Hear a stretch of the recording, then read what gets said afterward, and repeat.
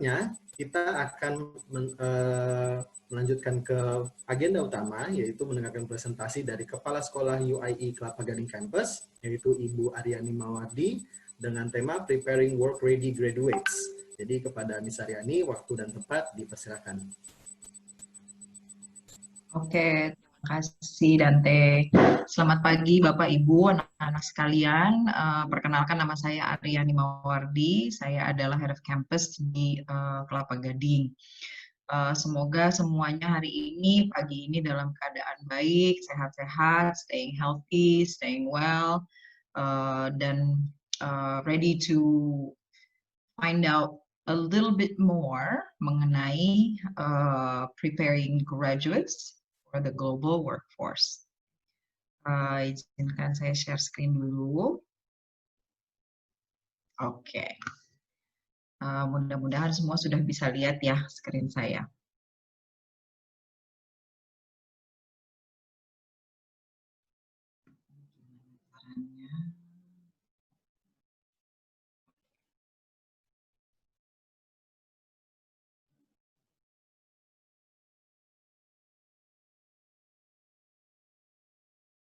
Oke, kita mulai ya. Awalnya saya hanya mau bicara mengenai global workforce aja, mengenai bagaimana sih ceritanya gitu ya, trennya di sana, pekerjaan di luar sana tuh seperti apa, bagaimana dampak-dampak globalisasi terhadap jurusan-jurusan yang saat ini itu mungkin sangat-sangat dibutuhkan gitu di dunia kerja. Tapi ternyata setelah saya pikir-pikir lagi, kita kan sekarang sedang pandemi, gitu, sedang COVID. Pada akhirnya saya membuat presentasi ini materi dengan pertimbangan COVID. Jadi bagaimana sih kita preparing graduates for the global workforce atau global workplace with COVID in mind. Jadi sesudah post-COVID ini gimana ya kita tuh ada apa sih sebenarnya di dunia sekarang ini yang hubungannya dengan globalization dan dampaknya si globalization ini terhadap COVID. Maksudnya dampaknya COVID terhadap globalization. Jadi kembali. Oke. Nah ini current condition saat ini katanya World Bank itu diprediksikan global economy itu akan mengkeret gitu ya, shrink 5,2% this year. Ini data ini belum selesai sebenarnya karena prediksi ini sampai dengan akhir tahun 2020. Jadi menurut World Bank katanya global economy itu akan mengkeret dengan sebanyak 5,2% tahun ini. Dengan emerging market dan developing economy, shrinkingnya sebenarnya lebih kecil. Jadi salah satu emerging market dan developing economies ini kita. Kenapa saya taruh data ini? Karena termasuk di dalamnya salah satunya adalah Indonesia. Jadi untuk kita, untuk negara-negara sekeliling kita, emerging market developing economy sebenarnya keadaannya kalau menurut data World Bank sebenarnya lebih baik. Nah, kemudian ini adalah trade contraction. Jadi sama ini datanya juga dari United Nations.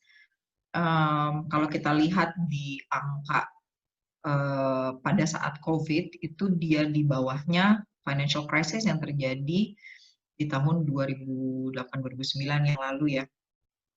Sehingga memang cukup mengkhawatirkan untuk banyak negara-negara, terutama negara-negara yang ekonominya sudah bukan di emerging market gitu ya, dengan financial crisis-nya mereka.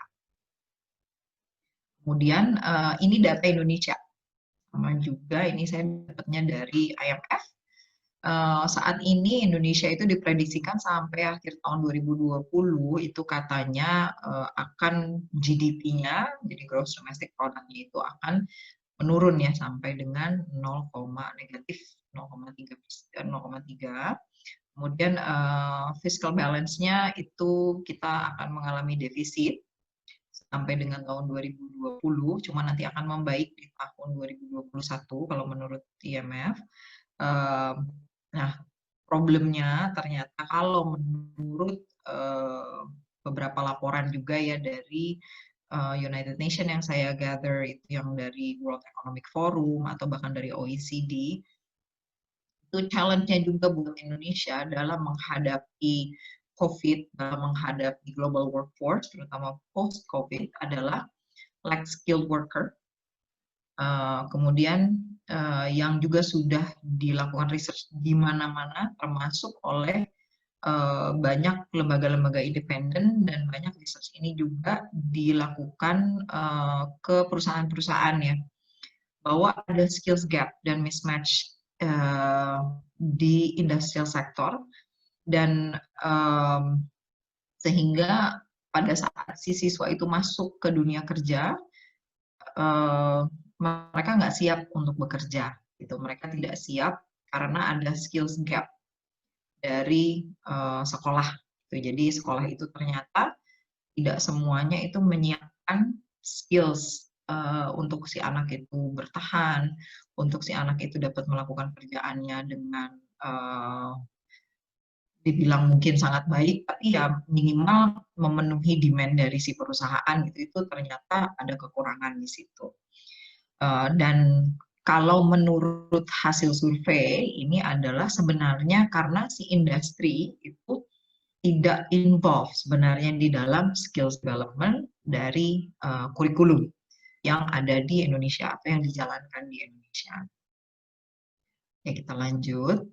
Nah, dengan bicara mengenai fakta-fakta tadi, gitu ya, sebenarnya apa sih yang terjadi dengan globalization? Karena selama ini kan kita bicaranya globalization itu yang menggerakkan banyak sekali revolusi industri dan lain-lainnya yang sampai berdampak juga ke Indonesia. Tapi dari data-data tersebut justru malah global trade itu terjadi contraction. Kemudian banyak sekali negara-negara yang ekonominya itu melemah gitu ya, menurun, aktivitasnya juga menurun. Termasuk juga dengan trade.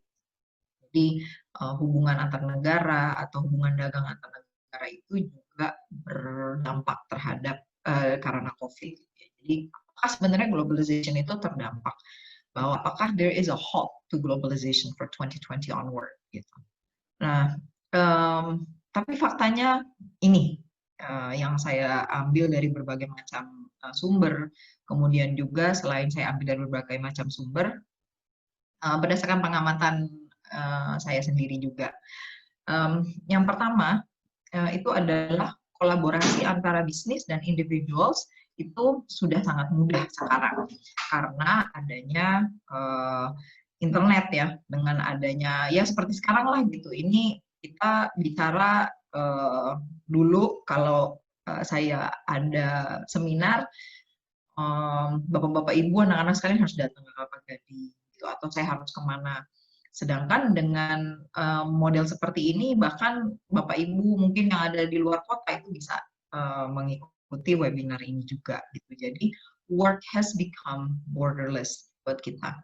Kemudian yang juga banyak media cover gitu ya, yang banyak media survei dan berdasarkan pengalaman kita sendiri, mungkin bapak-bapak ibu juga, adalah digital transformation is amplified. Jadi yang tadinya kita bicara mengenai automation gitu ya, industri 4.0 dan lain-lain, sekarang kok malah makin-makin gitu. Jadi yang tadinya kita mungkin ada sekolah-sekolah yang sudah mulai berpikir, oh kita mau blended learning, pakai internet, terus ada yang sebagian juga mereka masuk gitu, dan sudah mulai banyak yang dilakukan oleh beberapa institusi seperti misalnya Khan Academy. Khan Academy sih masih gratis ya, tapi itu adalah contoh-contoh perusahaan gitu ya, quote unquote, yang sudah melakukan itu. Tapi kok sekarang makin-makin penggunaan mungkin belanja online, kemudian penggunaan virtual teleconferencing itu semakin banyak. Kemudian juga penggunaan cashless gitu itu semakin banyak, sehingga digital transformation itu sekarang malah semakin banyak, semakin besar, makanya amplified malah justru. Kemudian dengan kita di dalam rumah, nggak bisa kemana-mana gitu ya, confinement has made more things customary. Jadi kita jadi semakin biasa dengan belanja ya kalau saya ibu-ibu gitu ya, saya belanja sayur di online gitu, itu jadi biasa dan nggak hal yang aneh. Malah dengan grocery store atau toko-toko supermarket yang sudah buka pun kadang-kadang saya jadi malas keluar. Dan jadinya udah biasa gitu. Melakukan hal-hal seperti itu sudah customary dengan kita dipaksa untuk ada di dalam rumah. Kemudian new jobs are created. Banyak sekali pekerjaan-pekerjaan baru yang mungkin bukan baru dalam arti pekerjaannya tidak pernah ada sebelumnya gitu ya. Ada pekerjaannya sebelumnya, tapi semakin banyak orang yang bergelut di bidang itu, seperti misalnya membuka toko online. Itu banyak sekali ibu-ibu, gitu, terutama yang mungkin sebelumnya bekerja, kemudian dirumahkan, sekarang akhirnya daripada nganggur gitu ya, berjualan. Dan mungkin juga ada juga pekerjaan-pekerjaan baru, tapi mungkin tidak sebanyak ini gitu ya, dampaknya tidak sebanyak ini terjadinya. Tidak sebanyak yang toko-toko online itu sekarang berjamur dan banyak juga dari mereka itu yang doing very very well. Gitu. Banyak dari teman-teman saya juga yang pekerjaannya terdampak atau yang dirumahkan itu pada akhirnya ya mereka bisa membantu atau mensupport ekonomi dari keluarganya karena mungkin suaminya juga terdampak. Kemudian people are more connected through the internet. Tadi seperti saya bilang ya sekarang semua orang dari luar kota bahkan luar negeri atau sih mau dengerin saya atau kayak nggak ngerti juga bahasanya. Itu sekarang bisa juga mendengarkan webinar ini. Kemudian yang saya perhatikan juga adalah more international graduates around the world. Banyak sekali sekarang kita memang salah satu yang pertama di Indonesia untuk melakukan partnership gitu ya dengan university di luar negeri. Tapi sekarang semakin banyak program-program seperti kami yang ada di Jakarta, bahkan di luar Jakarta itu juga semakin banyak. Sehingga ternyata gitu ya minat orang tua, minat anak untuk menjalankan atau bersekolah menggunakan kurikulum internasional dengan standar internasional itu juga semakin banyak gitu dan semakin banyak pula yang masuk ke Indonesia sekarang karena melihat bahwa ada keinginan itu dari bapak-bapak ibu dan anak-anak sekalian. Jadi globalization itu malah justru setelah pandemi ini kok malah makin gitu ya karena kita nggak bisa sekolah ke luar negeri disamperin tuh sama universitasnya ke sini gitu ya. Jadi mereka buka program di sini seperti yang kami sudah lakukan. Kemudian yang saya lihat juga itu negara-negara itu lebih rely on each other for specializations and trade. Jadi banyak sekali sekarang negara-negara itu ya kalau mereka merasa nggak bisa memproduksi segala sesuatu itu sesuatu yang lebih murah, ya mereka nggak mau bikin. Gitu.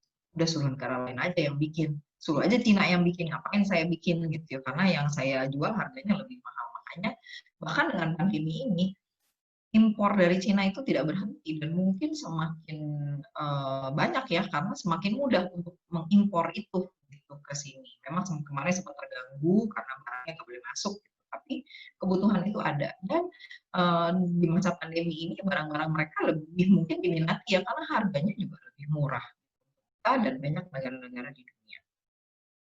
Oke, jadi ya is it a hope? You decide.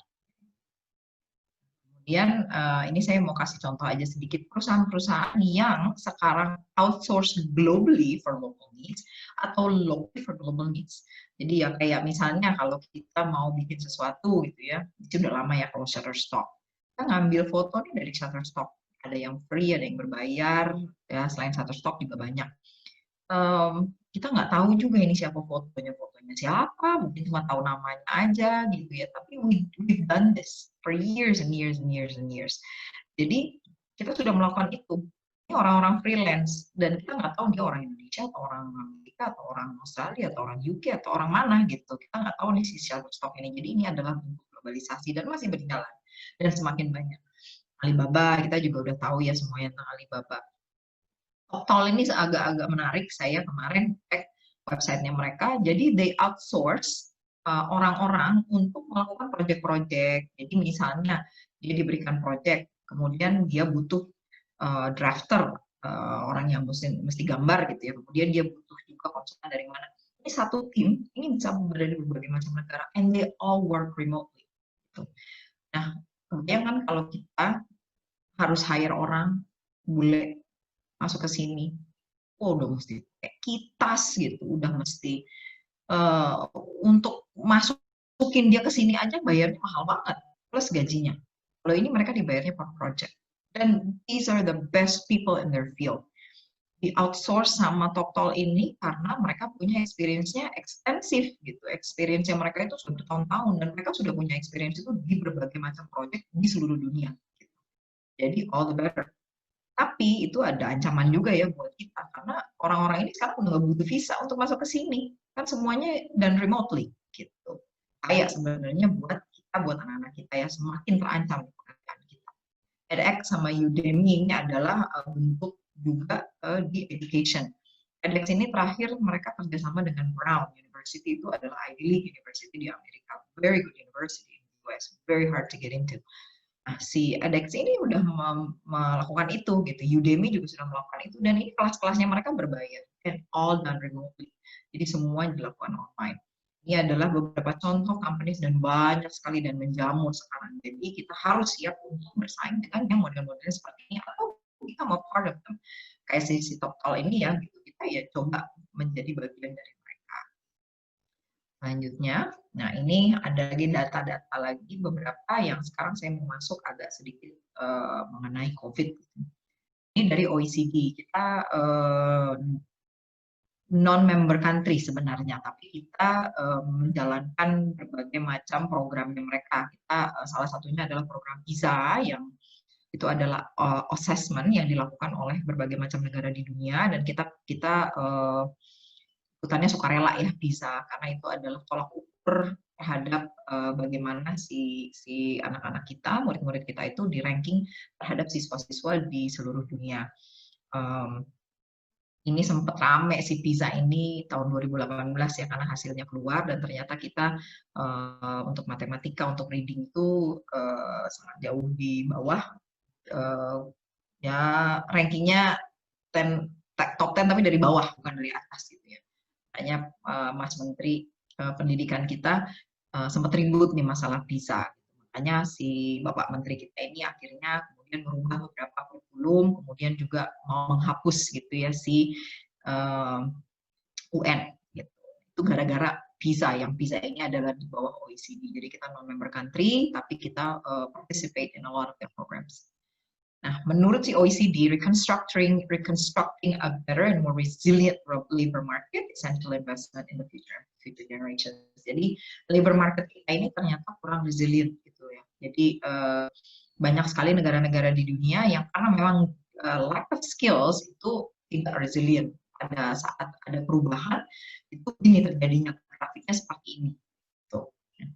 Jadi perusahaan-perusahaan itu pada akhirnya terpaksa untuk let go karena mereka melihat perbandingan antara mempertahankan si usaha dengan orang-orang ini tidak bisa dipertahankan. Nah, ini impact-nya terhadap pekerjaan itu 10 times bigger than that of the global financial crisis. Ini yang terjadi di saat COVID, ini yang terjadi di tahun 2007-2008 yang sebenarnya cukup devastating ya buat beberapa negara. Amerika aja sempat kacau balau gitu. Ya, sekarang juga masih kacau balau sih dengan COVID, tapi waktu global financial crisis itu lumayan dia kacau balau. Oke. Nah, ini yang dilakukan oleh perusahaan-perusahaan. Recruiters atau perusahaan, they are more cautious when hiring. They are keeping the best ones and hiring even better ones. Gitu. Jadi yang menurut mereka paling bagus itu dia keep. Sisanya dia nggak pakai. Nah, sekarang kan sudah mulai baik nih ya. Keadaan sudah mulai baik. Nah, beberapa perusahaan-perusahaan ini sudah mulai hiring lagi. Tapi mereka tuh sekarang jadinya lebih picky. Karena mereka nggak bisa hire terlalu banyak. Pada akhirnya kan uangnya nggak ada. Nah gitu, mereka nggak bisa hire terlalu banyak, terus mereka juga harus gajinya akhirnya lebih kecil juga. The employees will pay less, and they demand more. Sekarang yang tadinya pekerjaan itu dilakukan oleh satu orang, kemungkinan sama si perusahaan ini dia akan bilang kita cuma bisa hire satu orang. Dia tadinya 2 orang gitu ya. Si perusahaan sekarang bilang, sorry kita cuma bisa hire satu orang. Kamu bisa nggak, sanggup nggak melakukan ini? Orang yang tidak punya pilihan pada akhirnya will say yes. Dan itu akan domino effect gitu ya, pada akhirnya perusahaan-perusahaan lain akan melakukan itu juga. Dan pada akhirnya nanti si job seeker-nya itu yang mencari kerja itu juga akan mulai terbiasa. Sehingga balik lagi si orang-orang yang tidak punya skills yang cukup atau tidak meeting demands gitu ya, dari si employers itu akhirnya akan kesusahan untuk mencari kerja karena gampang banget sekarang nih di weeding out-nya tuh gampang banget, tersingkirnya gampang sekali gitu. Dan sekali lagi remote jobs gitu, banyak sekali perusahaan-perusahaan ini yang dulu kita punya kantor di Sudirman ya, punya sekolah di Sudirman, sekarang kita nggak punya lagi. Itu yang kita lihat, yang kita dengar juga banyak sekali perusahaan-perusahaan di Sudirman, gedung-gedung perkantoran itu banyak yang tidak tersewa lagi gitu. Jadi banyak orang yang melakukan remote jobs dengan virtual office dengan melakukan ini gitu ya. Si perusahaannya happy, nggak harus bayar sewa gedung gitu, si employer-nya juga happy karena dia juga bisa di rumah, nggak harus commute, tidak harus dealing dengan traffic gitu ya, tidak harus stress di traffic dan bisa melakukan segala sesuatunya di rumah. Kemudian dari post-COVID ini juga create new opportunities. Ini adalah salah satu yang harus kita coba cari tahu, harus yang kita telusuri gitu ya, sebagai new graduate, sebagai parents, kita cari new opportunities. Dan kita siapkan anak-anak kita supaya tidak hanya mencari pekerjaan, but able to create those new opportunities buat dirinya sendiri atau buat orang lain. Oke. Kemudian skills apa yang kita butuhkan untuk meeting these changes gitu. Apakah masih sama skills-nya gitu ya. Ternyata skills-nya masih sama. Tapi memang sekarang itu karena semuanya amplified, akhirnya kita nggak punya waktu untuk nunggu gitu ya, untuk building these skills. Itu kita pada akhirnya tidak punya cukup waktu. It needs to happen right now. Dan it needs to happen kemarin malahan gitu ya, karena kita udah.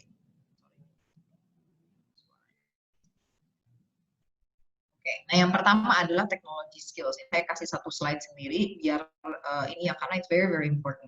Karena sekarang kita udah working from home, learning from home, online payment, belanja dari rumah juga, dan dengan adanya online event gitu ya, teknologi skills ini sangat-sangat dibutuhkan. Sekarang kemarin itu kita ada wisudanya online.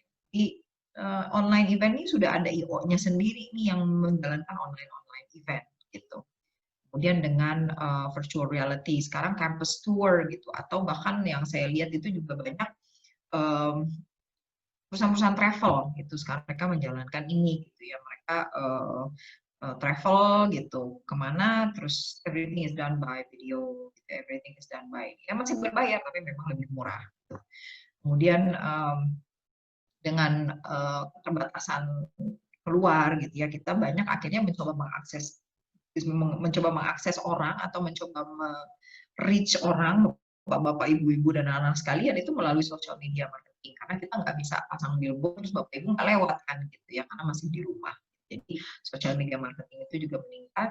Kemudian dengan itu juga ada tuntutan better and faster internet connection, gitu ya. Kemudian better cyber security ini juga naik ya, si cyber security, karena sekarang kan semua transaksi itu banyak sekali yang pindah ke online, sehingga cyber security ini juga sangat dituntut untuk menjadi lebih baik.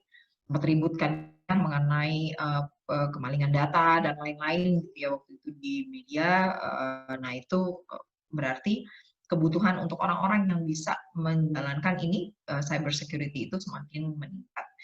Kemudian juga online entertainment, saya nggak tahu dari bapak-bapak ibu gitu siapa yang suka nonton online dari Netflix dan lain-lain gitu ya, iFlix itu exponentially mereka bertambah gitu karena orang di rumah, dan ya untuk mengisi kebosanan gitu ya mungkin jadinya online entertainment, dan games online itu juga semakin banyak diminati karena ya orang mengisi kebosanan itu, termasuk ibu, termasuk bapak, termasuk anak-anak. Kemudian skill selanjutnya ini ada, ini saya chunk ya karena ini sebenarnya bisa digabung. Creativity and innovation skills, adaptability and flexibility, communication, critical thinking and problem solving. Karena sekarang kita di zaman yang sangat-sangat tidak menentu lah gitu ya. Jadi dibutuhkan inovasi baru, dibutuhkan creativity, kemudian kita harus bisa beradaptasi dan harus bisa fleksibel. Karena ya zamannya sedang berubah nih ya, dengan new normal, dengan new workforce. Jadi komposisi dari workforce-nya ini juga sekarang sedikit berbeda gitu. Kemudian market behavior-nya juga berbeda karena sekarang kan kita banyak ya yang melakukan online. Jadi perusahaan-perusahaan itu juga akhirnya shifting. Dan dengan shifting ini mereka juga bikin produk-produk baru, menawarkan jasa-jasa yang baru gitu ya. Seperti misalnya banyak perusahaan-perusahahan itu yang beralih ke medical devices. Jadi mereka membuat sekarang apa namanya barang-barang yang justru dibutuhkan untuk menanggulangi COVID gitu. Salah satu sahabat saya itu kerja di Ultra Sakti gitu ya, dan ternyata katanya Ultra Sakti dipaksa sama Menkes atau Menkes ya untuk bikin hand sanitizer sekarang. Mereka nggak pernah bikin hand sanitizer sebelumnya gitu ya, mereka kan produksi madu, produksi ini gitu-gitu ya, yang lebih dikonsumsi gitu. Sekarang mereka harus produksi itu. Jadi new products and services seperti kami gitu ya, itu dituntut sekarang untuk memberikan jasa mungkin pembelajaran online, dan banyak sekali universitas-universitas sekarang yang menawarkan program online, dan program online itu will never go offline, selalu online, jadi produk baru gitu. Kita pun sudah mulai harus berpikir ke sana, ya, maksudnya kami. New way of doing business. Kita sekarang melakukan business transactions tanpa ketemu, itu sekarang oke. Mungkin negotiation tanpa ketemu oke melalui virtual seperti ini. Ini new products and services yang saya ulang 2 kali. Nah gitu, jadi ya kira-kira dengan hal-hal yang baru ini, kita butuh skills ini. Kemudian ini saya pesan saja saya, bahwa gimana sih caranya kita membantu anak-anak gitu ya. Bagaimana sih kita menyiapkan si work ready graduates itu. Jadi skills development itu harus masuk ke dalam kurikulum. It must be a part of the curriculum. It must be embedded in the curriculum. Dan anak ini harus, they have to pick up skills di kelas dan throughout terms of studies. Jadi nggak cuma sekali-sekali aja di dalam kelas gitu ya. Misalnya satu kelas saja mereka untuk, ada study skills class yang khusus buat itu, enggak juga gitu. Jadi tidak hanya di satu kelas, tapi selama mereka belajar. Misalnya mereka belajarnya kuliahnya 4 tahun, ya 4 tahunnya itu skills itu harus dibangun di situ. Jadi nggak bisa sekali-sekali, dan nggak bisa si skills itu jadi satu bagian yang terpisah gitu ya dari pembelajaran mereka. Kenapa? Supaya mereka memiliki the right skills, the right knowledge, dan the right attitude. Nggak pede gitu kalau nggak punya skills, nggak punya presentation skills, nggak punya nggak jago presentasi atau nggak biasa presentasi, itu jadinya juga nggak pede.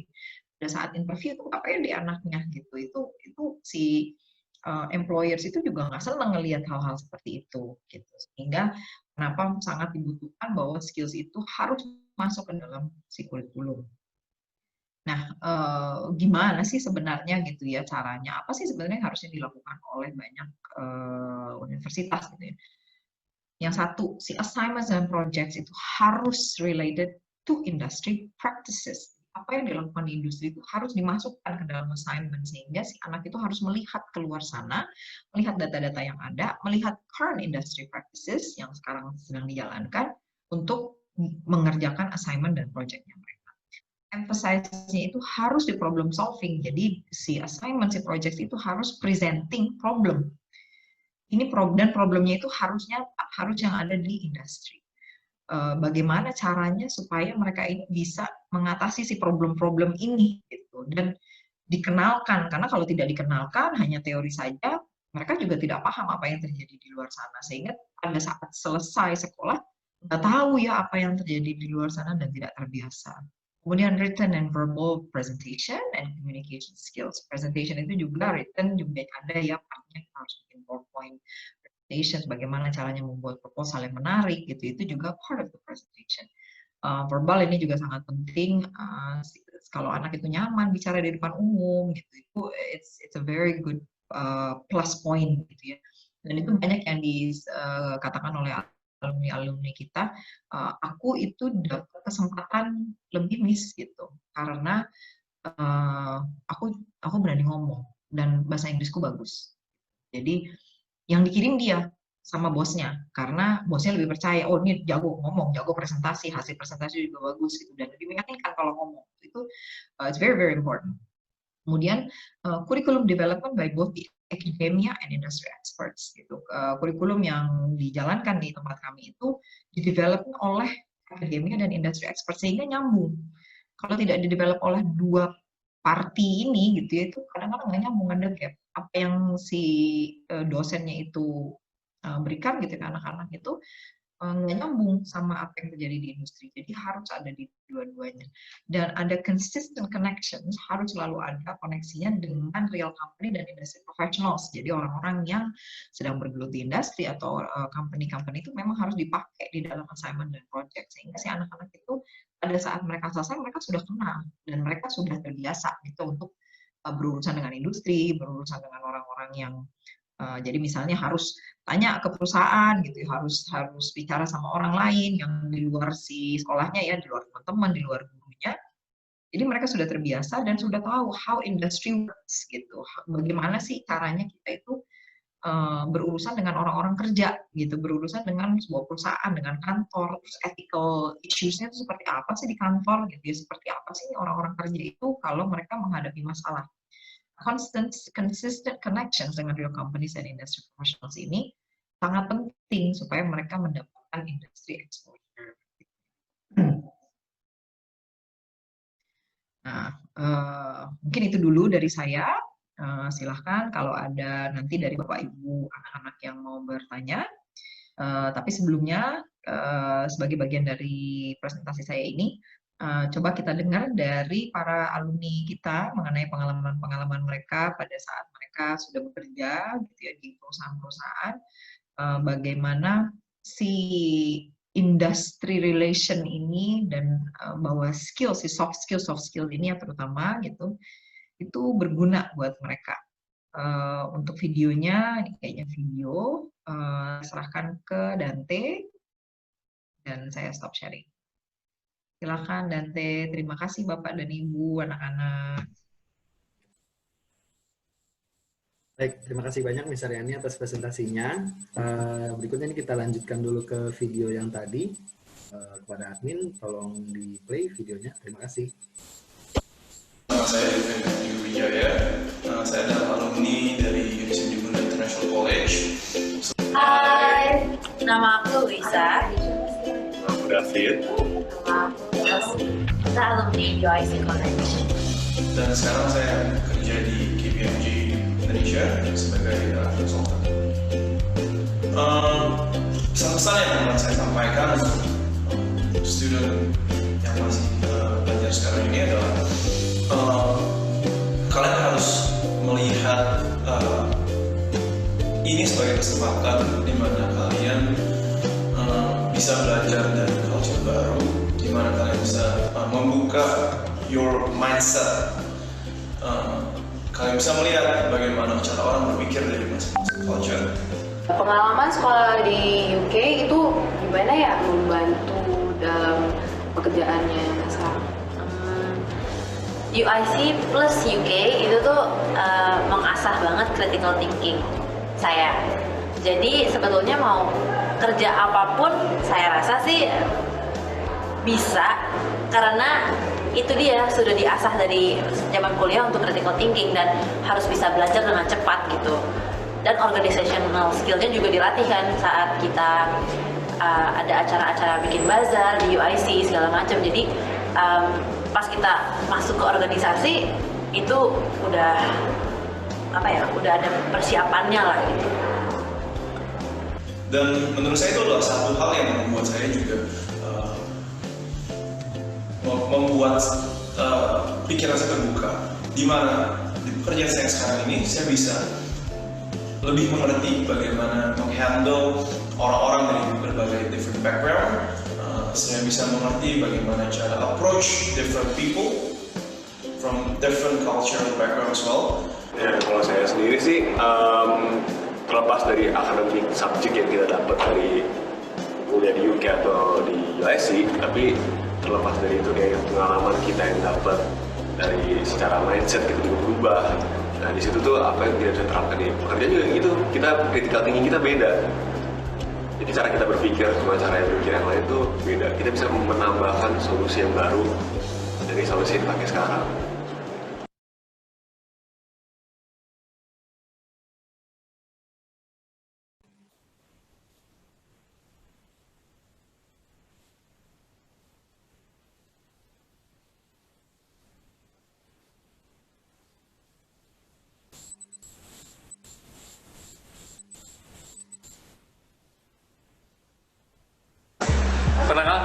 Ezekiel Chandra.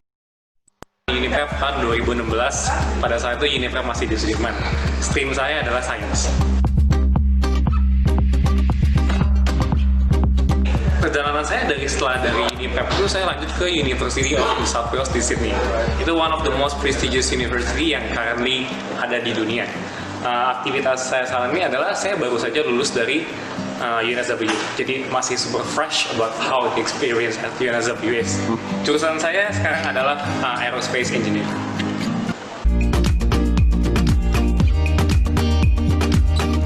Jadi di Uniprep itu saya belajar selama 6 bulan. Saya kebetulan May intake, jadi berlangsung dari bulan Mei sampai bulan Desember. Itu sangat-sangat berkesan ya pengalaman di Uniprep itu, karena Uniprep itu sangat karena dia kecil, jadi very interaktif. Jadi interaksi between guru dan murid itu pertama sangat baik menurut saya, karena saya berasa 3 tahun saya di SMA itu belum tentu tercover semua yang saya cover yang di UNIP kan. Sedangkan di UNIP saya berasa saya belajar lebih banyak tentang hal-hal yang sebenarnya saya sudah pernah belajar, tapi saya tidak pernah segitu jelas pada saat saya SMA. Saya berasa di prep itu is part of my life. Instead of like SMA itu kan lebih gede kelasnya, jadi saya berasa lebih distant between one another. Tapi karena ini prep itu kecil, saya berasa saya lebih part of the community rather than a student. Jadi berasa di rumah dan bisa lebih punya self development. Karena buat minta feedback itu it's really easy. Interaksi kelas tuh sangat ada, jadi kayak lebih ada chance buat self development. Pertama UNIPrep itu really encourage people to speak up, karena contrary dengan budaya Indonesia yang lebih banyak diam, di UNIPrep kita di force buat ngomong, kita lebih di force buat express our idea in the right way. Kedua adalah UNIPrep itu mengajarkan saya untuk bisa tanggung jawab atas diri sendiri. Kalau saya nggak mengerti, saya harus speak up, saya harus ngomong, saya harus cari bantuan, saya harus cari diri. Sedangkan kalau dulu kita lebih rely ke orang lain, sekarang kita lebih rely ke diri sendiri supaya jadi proaktif. Dan I think proactive is one of the most important thing kalau kita masuk ke university, karena university itu nggak ngurusin kita sendiri. Kita lebih ngurusin kita sendiri, so that's what I mean. Jadi kayak kita lebih ngurusin kita sendiri, lebih take care of ourselves. Kita mau kemana, kita mau jadi apa itu lebih sendiri. Opportunity itu banyak, tapi tak akan tercapai kalau kita nggak proaktif. Kita harus make the move ourselves. Buat kalian semua yang akan mempertimbangkan buat mandiri dan masih bingung jurusannya apa, banyak banget potensi di dunia ini yang sebenarnya ada, cuman karena kita belum terekspos, kita nggak tahu. So I think it's really great buat kalian bisa reach out, ngomong ke alumni, ngomong ke orang, ngomong ke parents, ngomong ke orang yang di industri, ngomong ke representatif di UNSW, because they really do help kita buat choose jurusan. Pertama kali aku ngambil UNSW itu belum tahu jurusannya apa, dan UNSW itu ada flexible first year, especially buat engineering, dimana kita nggak harus milih jurusan di tahun pertama. Ini really helpful, karena buat tahun pertama, normally kita nggak tahu tahun pertama itu kita mau kemana. Jadi flexible first year itu lebih ngasih kita option buat pindah jurusan. Kita bisa pilih jurusan lain. Gunanya apa? Karena first year kita di UNSW, kita bakal expose to a lot of stuff. A lot of stuff yang membuka mata kita sendiri. Setelah selesai tahun pertama, kita bisa milih mau jurusan apa. Tujuannya adalah supaya kita nggak salah masuk jurusan. Karena kalau masuk jurusan salah, of course we can redo the degree, but we just gonna waste our time and it's gonna waste money as well. Kalau buat negara yang dipilih, I will suggest Australia is a really nice place to go. Whether it's Melbourne, whether it's Sydney, whether it's Brisbane, whether it's Queensland, they're all really nice, they're all really vibrant culture. I think this is important. Kenapa? Karena menurut saya budaya itu berbeda-beda. Kadang budaya orang Indo belum tentu fit dengan budaya orang lain. Tujuan dari inilah kita bisa belajar tentang budaya orang lain dan kita bisa lebih mengerti orang lain. Kalau kalian masih bingung mau jurusan apa atau negara apa, I think UNIPrep banyak staffnya yang tahu banyak informasi. Jadi I think kalian bisa ngomong ke sana dan bisa konsultasi. Dan kalau kalian student, itu sangat enak. Tapi kalau kalian nggak student, datang aja ke info sessionnya di UNIPrep. UNIPrep tuh ngasih banyak banget info session, dari tahun ke tahun pasti ada. Dan setahun ada beberapa kali. Jadi kalian bisa ngomong, bisa konsultasi, dan bisa juga mencari kejelasan kalian mau kemana.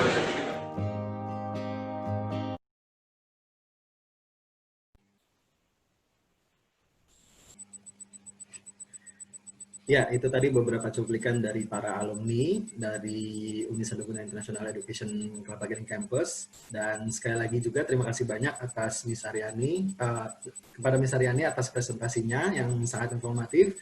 Ini betul-betul valuable sekali ya informasinya, terutama buat adik-adik sekalian yang sudah punya mimpi dan keinginan kuat, rinciannya, lalu nanti akomodasinya bagaimana, programnya seperti apa, pelajaran apa saja yang dipelajari, dan pilihan universitas apa saja yang ada di kami, itu nanti bisa dilakukan di breakout room. Jadi jangan ragu-ragu, bagi yang ingin bertanya lebih detail, bisa langsung diinfokan via chat box, nanti akan kami arahkan ke breakout room-nya. Ya, infokan bahwa saya tertarik untuk mengikuti breakout room, konsultasi one-on-one breakout room. Silakan, masih kami tunggu bagi yang ingin lebih detail lagi untuk menanyakan tentang program kami dan lanjutannya seperti apa, pathway-nya untuk di luar negeri nanti. Bisa sekali lagi, terima kasih banyak atas partisipasinya. Stay safe, stay healthy. Until next time, bye-bye.